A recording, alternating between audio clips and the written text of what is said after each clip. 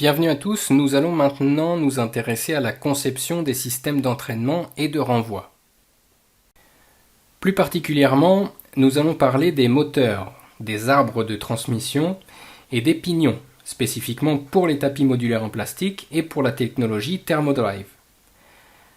Ensuite, nous détaillerons un peu plus les composants spécifiques du Thermodrive, comme par exemple les limitateurs de position, les blocs de guidage et pour finir, les racleurs ou grattoirs. Il existe plusieurs types de moteurs. On peut parfois rencontrer des motoréducteurs ou encore des tambours moteurs. Les motoréducteurs sont disponibles en acier inoxydable, ce qui est vraiment excellent pour les environnements humides par exemple, puisqu'ils empêchent les effets que l'eau et les produits chimiques pourraient avoir sur la peinture. Aussi, cette particularité répond aux exigences de compatibilité des matériaux en contact avec le produit, ainsi que pour l'absence de niche ou de points morts, dû au fait qu'il n'y a pas d'ailette de refroidissement. Les moteurs peints peuvent se révéler être une très bonne option, mais ayez toujours en tête que l'enrobage ou la peinture s'en ira avec le temps. C'est pourquoi l'intégrité du moteur devra être surveillée au cours du temps. Des moteurs en acier inoxydable ou des tambours moteurs sont préférables d'un point de vue hygiénique. Tout comme précédemment, ces moteurs ont besoin d'être surveillés dans le temps, notamment au niveau de la connexion entre le pignon et le moteur en lui-même, car il peut perdre son intégrité au cours du temps. En comparaison avec le moteur peint, ce temps est quand même beaucoup plus long. Il est à noter que les moteurs doivent être positionnés le plus loin possible de la zone de produit. Enfin, il est souvent demandé de positionner des dispositifs de sécurité, suivant votre réglementation locale. Malheureusement, ces dispositifs peuvent être conçus de différentes façons et peuvent aussi devenir un vrai challenge à nettoyer.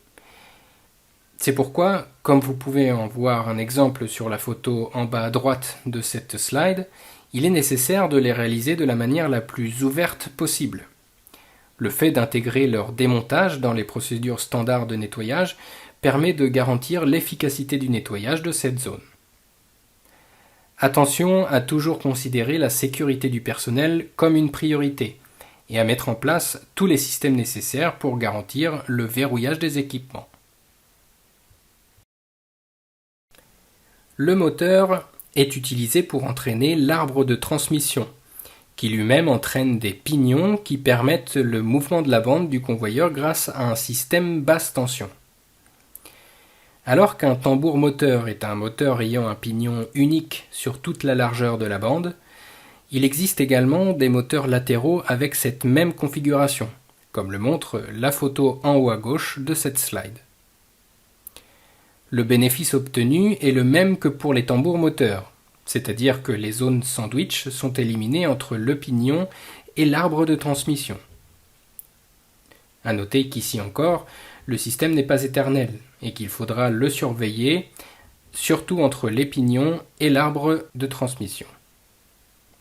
Une autre option hygiénique intéressante est d'utiliser des pignons inclinés, puisqu'ils permettent de modifier le point de contact entre la bande et le pignon de manière à permettre un nettoyage en continu sans point mort dû à la position du pignon.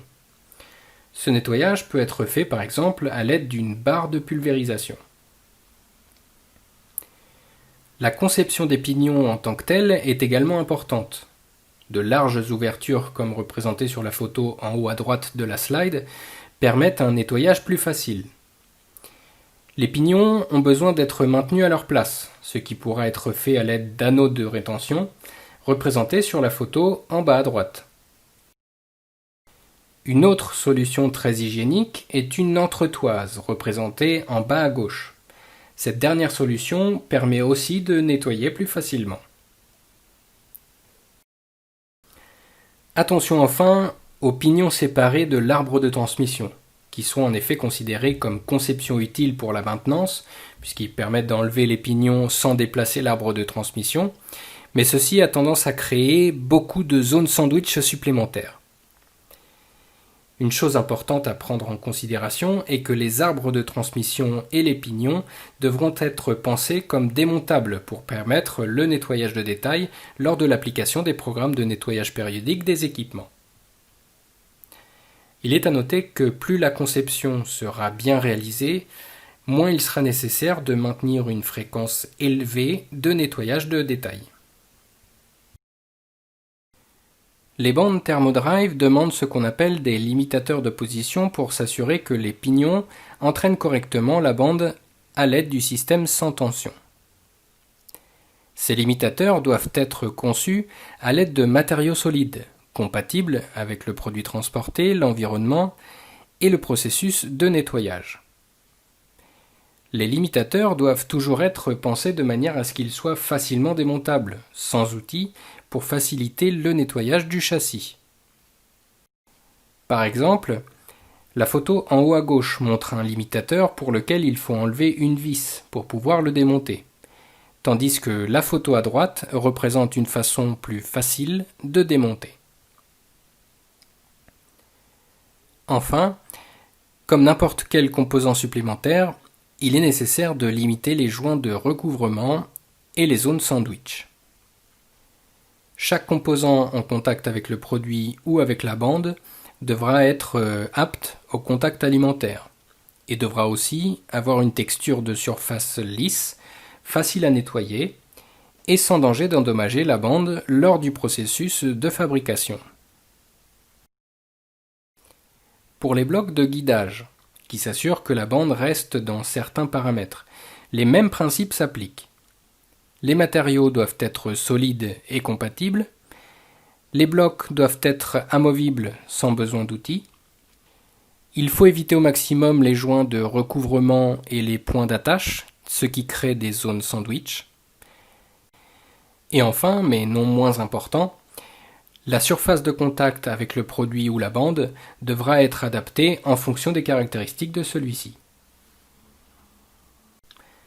Les racleurs ou grattoirs sont conçus pour enlever de la bande les produits qui ne peuvent pas tomber par gravité, par exemple de la pâte, des tranches de produits carnés ou encore des feuilles vertes.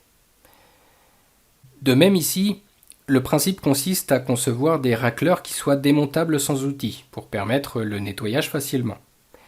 Aussi, les matériaux à choisir sont ceux adaptés et compatibles aux produits transportés, ainsi qu'aux produits chimiques utilisés lors du processus de nettoyage.